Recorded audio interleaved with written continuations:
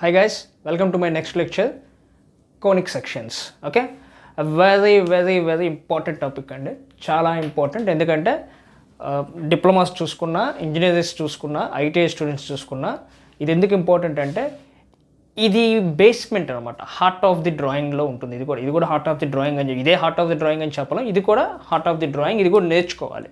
Okay, మనం బేసికల్గా ఈ కోనిక్ సెక్షన్స్ అన్నింటినీ బయట రియల్ లైఫ్లో కూడా చూస్తుంటాం. ప్రొజెక్షన్ ఆఫ్ పాయింట్స్, డెవలప్మెంట్స్ అవి ఇవి చూసినా చూడకపోయినా, బట్ ఈ కోనిక్ సెక్షన్స్ అనేవి మటుకు రియల్ లైఫ్లో మనం చాలా చోట్ల చూసే ఉంటాం. ఓకే, అవి ఎక్కడ ఉంటాయి ఏంటో క్లాసెస్ మూవ్ ఆన్ అయ్యే కొద్దీ నేను చెప్తుంటాను. ఓకే, బట్ ఈ కోనిక్ సెక్షన్స్లో engineering students they can expect one big question. Okay, one big answer question. Diploma స్టూడెంట్స్కి అయితే మస్ట్ అండ్ షుడ్గా వచ్చుద్ది, and at the same time ITI స్టూడెంట్స్కి కూడా చాలా ఇంపార్టెంట్ టాపిక్ అండి. Okay, we can expect a bigger question from this. Okay, and especially for engineering students, those who are preparing for IES and competitive examinations ఎవరైతే prepare అవుతున్నారో, నేను చెప్పే concepts కూడా చాలా ఇంపార్టెంట్ అండి. ఈవెన్ డిప్లొమా ఐటీఐ స్టూడెంట్స్ కూడా నేను చెప్పే కాన్సెప్ట్ వినొచ్చు. ఈ కాన్సెప్ట్ చాలా యూజ్ అవుతుంది మీకు కూడా. ఓకే, సో ఈ కాన్సెప్ట్ కాంపిటేటివ్ ఎగ్జామినేషన్స్లో మనకు చాలా యూజ్ అవుతుంది. ఓకే, ఓకే, సో ఇప్పుడు మనం ఏం చేద్దామంటే అసలు కోనిక్ సెక్షన్స్ అంటే ఏంటి, కోనిక్స్ ఏంటి, దీని గురించి అసలు తెలుసుకుందాం ఫస్ట్ ఆఫ్ ఆల్. ఓకే, అసలు కోనిక్ సెక్షన్స్ అంటే ఏంటి? కోనిక్ సెక్షన్స్ డెఫినేషన్ ఇక్కడ రాశాను చూడండి. Conic sections the shapes obtained from a right circular cone. Okay, ఇవేంటి? ఇవి ఎక్కడి నుంచి ప్రొడ్యూస్ అవుతాయండి? ఒక రైట్ సర్క్యులర్ కోన్ నుంచి ప్రొడ్యూస్ అవుతాయి. ఎప్పుడు? When it is sectioned by a cutting plane. When it is section by cutting అంటే ఏంటి? దాన్ని కట్ చేస్తున్నాం. కొబ్బరి బొండం తెలుసు కదా, కొబ్బరి బొండంలాగా కోన్ను పట్టుకొని దాన్ని ఇలా స్ట్రైట్గా చెక్కేవాలి. స్ట్రైట్గా చెక్కితే ఏ షేప్ వస్తుంది, అడ్డంగా చెక్కితే ఎలా ఏ షేప్ వస్తుంది, ఒక యాంగిల్లో పెట్టి చెక్కితే ఏ షేప్ వస్తుంది.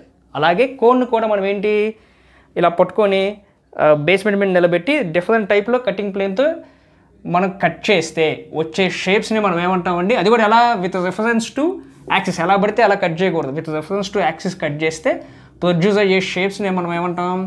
కోనిక్స్ అంటాం.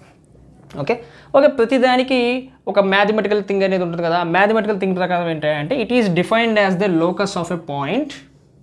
It is defined as the locus of a point moving in a plane such that the ratio of its distance to the fixed point and distance with fixed line is always constant.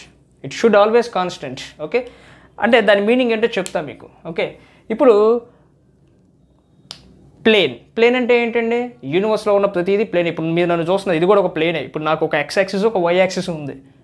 This is called it as plane. Okay, ఈ ప్లేన్లో it is defined as the locus of a point. Locus అంటే trace, path అనమాట. The locus of a point moving in a plane. ఇది move అవుతుంది అంటే ఏంటిది? ఇది moving point. Okay, it is moving in a plane అన్నాడు. అంటే ఏంటి మీనింగ్ ఇది? This is moving, so this is the moving point. Okay, so and the ratio of its distance to the fixed point, అంటే ఇక్కడ ఎక్కడ fixed point కూడా ఉంది కదండి. Okay, the distance between the fixed point, its distance to the fixed point and its distance with the fixed line is always constant. Fixed line ఏదవ్వచ్చు, ఇది అవ్వచ్చు, ప్లేన్లో ఏదైనా అవ్వచ్చు. బట్ ఏదో చెప్తాను, మనం మ్యాక్సిమం తీసుకునేది ఇదే ఫిక్స్డ్ లైన్గా తీసుకుంటాం. ఎందుకు ఈ ఫిక్స్డ్ లైన్గా తీసుకుంటాం అనేది కూడా నేను మీకు చెప్తాను. ఓకే, సో ఆ కోనిక్స్ అంటే ఏంటంటే ఇట్ ఈస్ మ్యాథమెటికల్గా ఎలా డిఫైన్ చేయొచ్చు?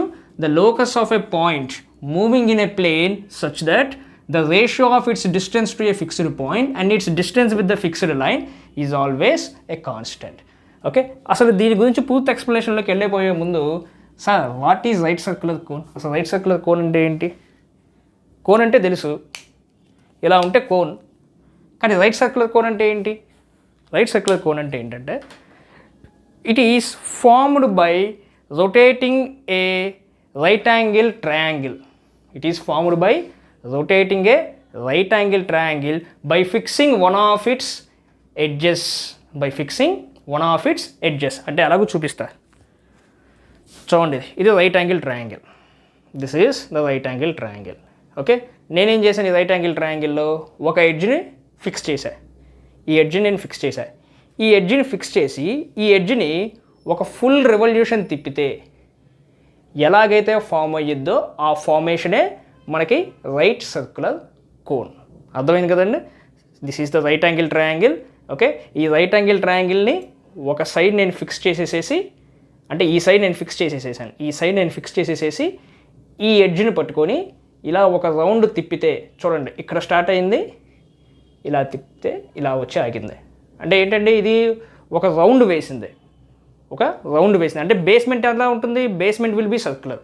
Okay, and the front view will be triangular shape, ఇలా ఉంటుంది. అంటే suppose this is the triangle, ఇది రైట్ యాంగిల్ ట్రయాంగిల్. ఓకే, దీంట్లో ఈ ఎడ్జ్ని నేను ఫిక్స్ చేసేసేసాను, ఈ ఎడ్జ్ని పట్టుకొని తిప్పుతాను.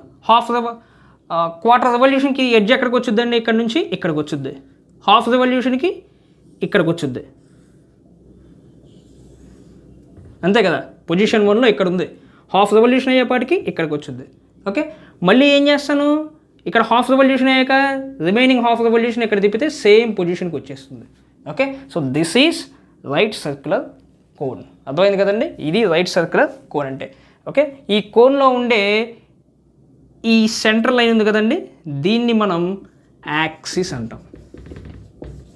This is call it as axis, and this is call it as base. Base always like circular, but అది సర్క్యులర్లో ఉన్న మన ఫ్రంట్ వ్యూలో చూసేటప్పుడు మనకు అది స్ట్రైట్ లైన్ లాగే కనిపిస్తుంది. సో వీ కన్సిడర్ దిస్, ఈ రౌండ్నెస్ని మనం కన్సిడర్ చేయలేం. Okay, and this point, this top most point is call it as apex, and from base to this apex height is called it as altitude. Okay, and ఈ లాస్ట్లో కనబడుతున్నాయి చూసారు కదండి, వీటిని end generators అంటాం. వీటిని ఏమంటాం, ఎండ్ జనరేటర్స్ అంటాం. ఓకే సార్, ఎండ్ జనరేటర్స్ అయినా ఎంట్రన్స్ జనరేటర్స్, మిడిల్ జనరేటర్స్ ఏమి ఉండవు, ఉంటాయి. ఒక కోన్కి ఎన్ని జనరేటర్స్ ఉంటాయండి, సపోజ్ ఇదే చెప్పా కదా ఇందాక. Okay, triangle, okay right angle triangle, ఇదే ఒక జనరేటర్ అనుకుంటే ఇది డిఫరెంట్ పొజిషన్స్లోకి వెళ్ళినప్పుడు ఇదే డిఫరెంట్ జనరేటర్స్గా యాక్ట్ చేస్తుంది. ఓకే, సో అంటే ఏంటి, ఇది ఒక హాఫ్ రెవల్యూషన్ జరిగింది అనుకోండి, అన్ని చోట్ల ఈ జనరేటర్ ఉన్నట్లే, అన్ని చోట్ల ఈ జనరేటర్ ఇలా ఉన్నట్టే. ఓకే, అండ్ రిమైనింగ్ హాఫ్ రెవల్యూషన్లో కూడా ఈ జనరేటర్ ఇలా ఉన్నట్టే.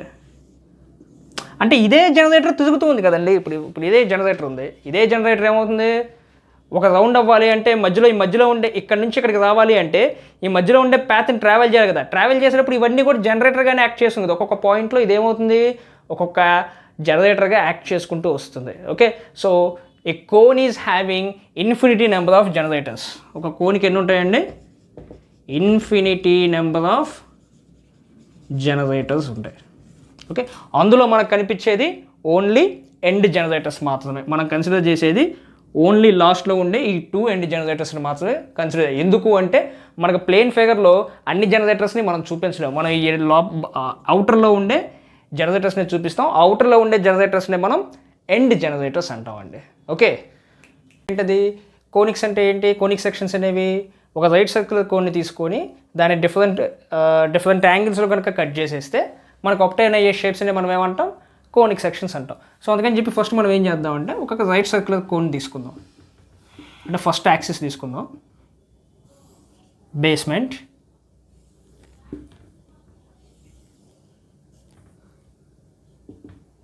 This is O, A, B, this is base, and these two are end generators. ఇది మనకు కాంపిటేటివ్లో క్వశ్చన్స్ అడగచ్చండి, ఎన్ని ఎండ్ జనరేటర్స్ ఉంటాయి ఒక కోన్కి అంటే 2 ఎండ్ జనరేటర్స్. ఎన్ని జనరేటర్స్ ఉంటాయి ఒక రైట్ సర్క్యులర్ కోన్లో అంటే ఇట్స్ ఇన్ఫినిటీ, ఎందుకంటే ఇక్కడ నుంచి అన్నీ ఉంటాయి. ఓకే, ఎందుకంటే ఈ రైట్ సర్క్యులర్ ట్రయాంగిల్, ఈ రైట్ యాంగిల్ ట్రయాంగిల్ ఇలా జనరేట్ అవుతూ ఉన్నప్పుడు అది ఎన్ని పొజిషన్స్లో వెళ్తుంది, ఇన్ఫినిటీ నెంబర్ ఆఫ్ పొజిషన్లోకి సర్క్యులర్గా తిరుగుతుంది కదా. సర్కిల్ అంటే ఏంటి, it is also a polygon having infinity number of sides. Infinity number of sides ఉన్నప్పుడు ఇక్కడ కూడా ఇది సర్కిల్గా మూవ్ అవుతున్నప్పుడు ఇన్ఫినిటీ నెంబర్ ఆఫ్ పొజిషన్స్ ఉంటాయి. ఇన్ఫినిటీ నెంబర్ ఆఫ్ పొజిషన్స్ ఉన్నాయంటే ఇన్ఫినిటీ నెంబర్ ఆఫ్ జనరేటర్స్ ఉంటాయి. సో అది లాజిక్ అనమాట. ఓకే, సో కాంపిటేటివ్ ఎగ్జామ్ క్వశ్చన్స్లో బాగా గుర్తుపెట్టుకోండి, ఎండ్ జనరేటర్స్ ఎన్ని అంటే 2 ఉంటాయి, జనరేటర్స్ ఎన్ని అంటే ఇన్ఫినిటీ ఉంటాయి. Okay, so end generators, and this is apex point and this is axis. Okay, now ఇప్పుడు ఏం చేస్తున్నారంటే సపోజ్ దీన్నే ఒక కటింగ్ ప్లేన్ అనుకోండి, ఇక్కడే కోన్ ఉంది అనుకోండి, దీన్ని నేనేం చేస్తున్నాను, స్ట్రైట్గా కట్ చేశాను. చూసారా, స్ట్రైట్గా కట్ చేశాను.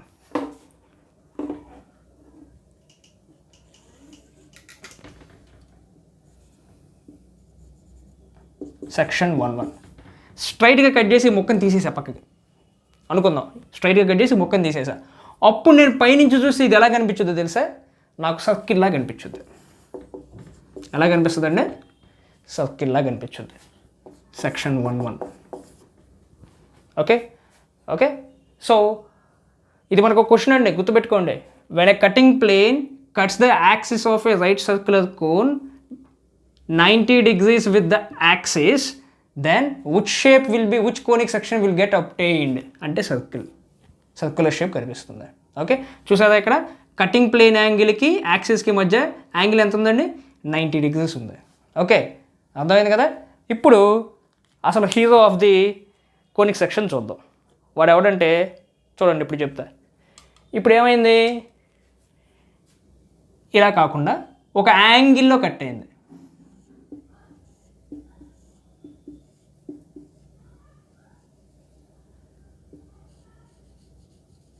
It's making some alpha angle with axis, not 90 degrees, some alpha angle. Okay, and cutting two end generators. ఎలా ఉందండి, యాక్సిస్కి ఒక యాంగిల్లో ఉంది, అండ్ కటింగ్ 2 end generators. ఇలా ఎండ్ జనరేటర్స్ అని కట్ చేసేసాక ఈ పార్టే కదా మనకు మిగిలి ఉండేది, ఈ పార్ట్ని తీసేస్తా. ఈ పార్ట్ని తీసేస్తే నాకు ఇది ఎలా కనిపించదో తెలుసా,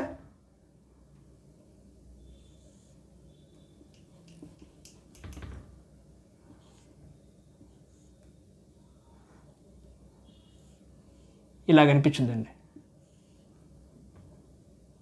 1 minute.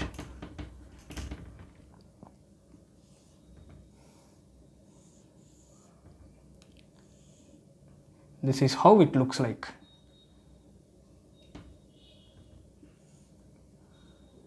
ఇది కనిపించేది. ఓకే, 3 dimensionలో చూస్తే కనుక ఇలా ఉంటుంది, సర్కిల్లా ఉండదు, కోడిగుడ్డు షేప్లో ఉంటుంది. ఓకే, ఆ కోడిగుడ్డు షేప్లో కనిపించే దాన్నే మనం ఏమంటామంటే ఎలిప్స్ అంటాం.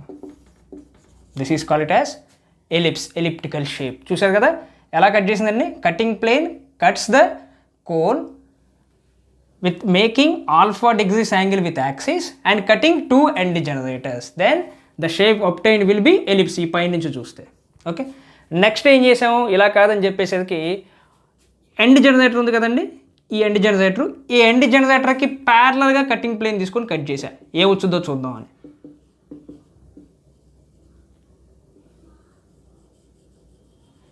ఏం చేశాను, ఈ ఎండ్ జనరేటర్కి వన్ ఆఫ్ ది ఎండ్ జనరేటర్కి ప్యారలల్గా కటింగ్ ప్లేన్ తీసుకున్నాను.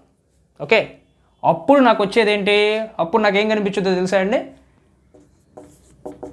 పైనుంచి చూస్తే I will get parabola. Okay, next దేనికి పర్పెండిక్యులర్గా లేదు, యాక్సిస్తో రెఫరెన్స్ లేదు, దేనికి సంబంధం లేకుండా గాలిలో ఒకటి కట్ చేసింది అనుకుందాం. బేస్ని ఇక్కడ బేస్ పైన ఈ యాక్సిస్ని దాటి కట్ చేసింది అనుకుందాం. Okay, section 4. అప్పుడు మనకు కనిపించేది హైపర్బోలా.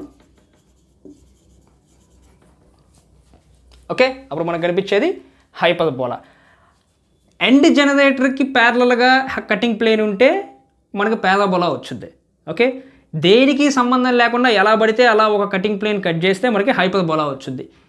ఈ యాక్సిస్కి ప్యారలల్గా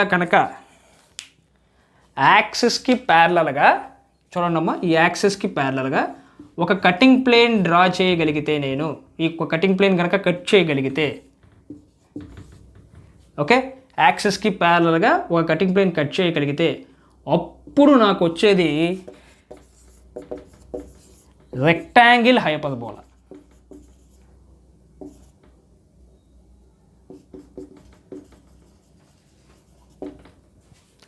ఓకే, రెక్టాంగిల్ హైపర్బోలా. అలా కాకుండా యాక్సిస్ని ఎగ్జాక్ట్ నిలువుగా కట్ చేసింది అనుకోండి, 6 అప్పుడు నాకేం కనిపించుద్ది, ఐసోస్లెస్ ట్రయాంగిల్ కనిపిస్తుంది.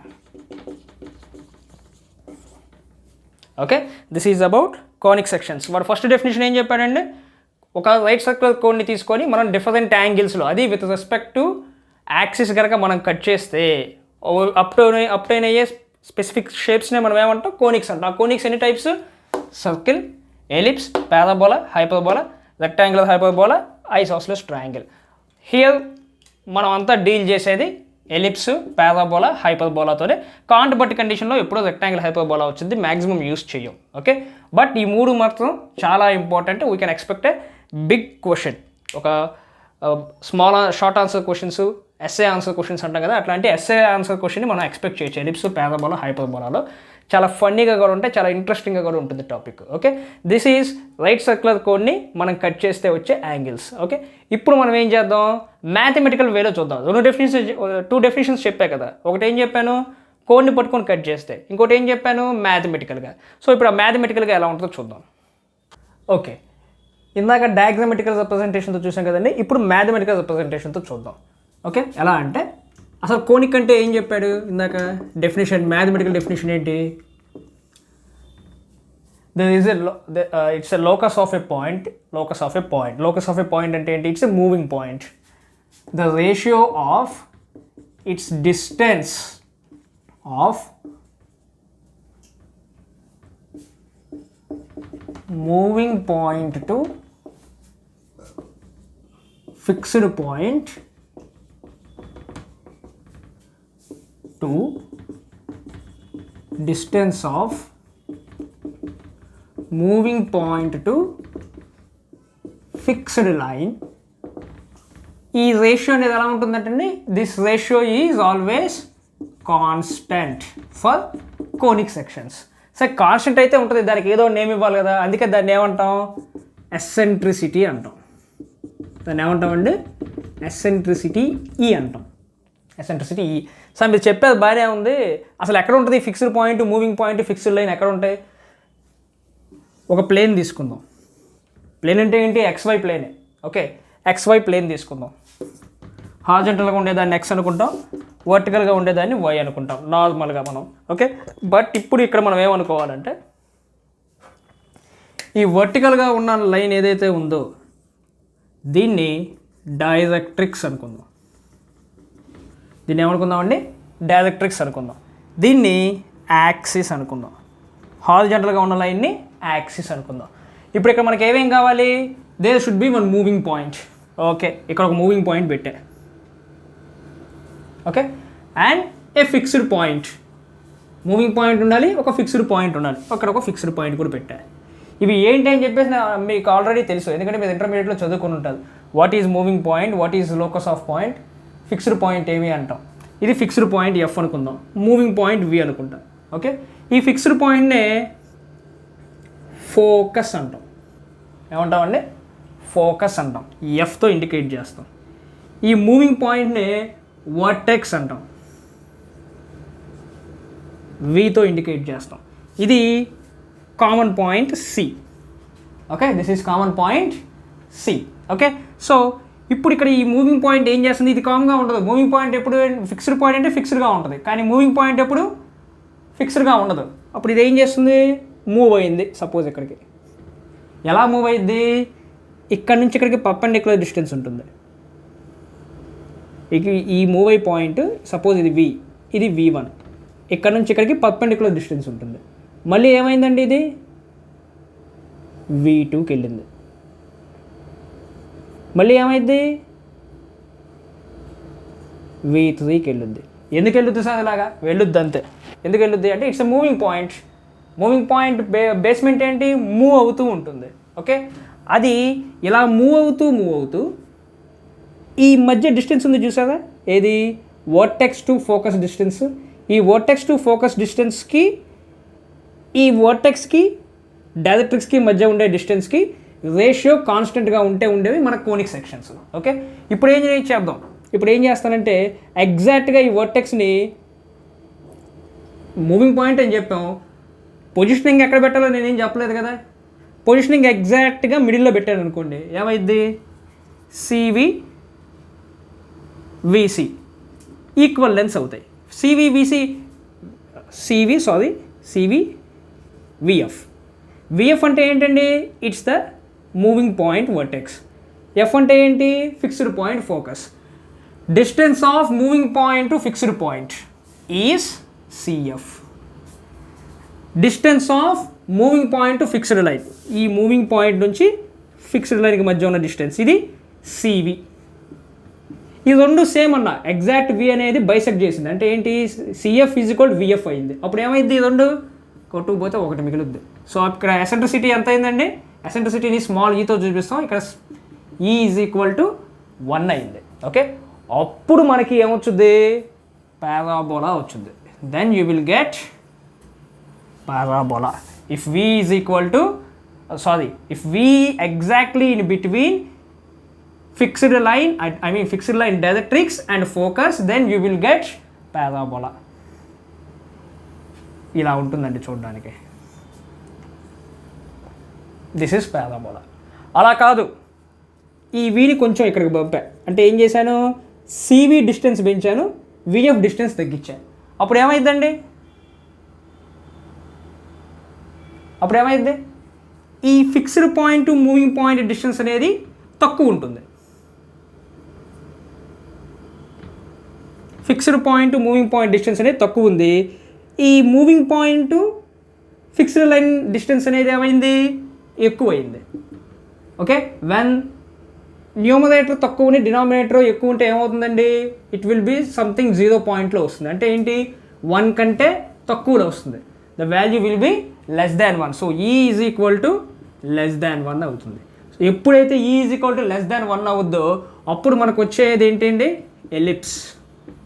Then we will get the elliptical shape. Okay, అలా కాదు, వీడిని నేను ఏం చేశాను? ఇప్పుడు ఇక్కడ పెట్టా, సికి దగ్గరలో పెట్టా. అంటే ఏంటి? విఎఫ్ డిస్టెన్స్ ఎక్కువ, సివి డిస్టెన్స్ తక్కువ. అప్పుడు ఏమవుతుందండి? విఎఫ్ డిస్టెన్స్ ఎక్కువ, సివి డిస్టెన్స్ తక్కువ. అప్పుడు ఏమవుతుంది? ఈ ఈజ్ గ్రేటర్ దాన్ 1. అప్పుడు మనకేమొస్తుందండి? హైపర్బోలా. ఓకే, ఎలిప్స్ అనేది ఇలా ఉంటుంది, హైపర్బోలా ఇలా ఉంటుంది. Okay, this is E greater than 1 you will get hyperbola, E less than 1 you will get ellipse, when E is equal to 1 you will get parabola. Sir మీరు rectangular hyperbola చెప్పారు కదా అని అంటారు. రెక్టాంగులర్ హైపర్బోలాకి E is equal to √2 square root of 2, అప్పుడు మనకి rectangular hyperbola వస్తుంది. This is concept behind conic sections. Okay.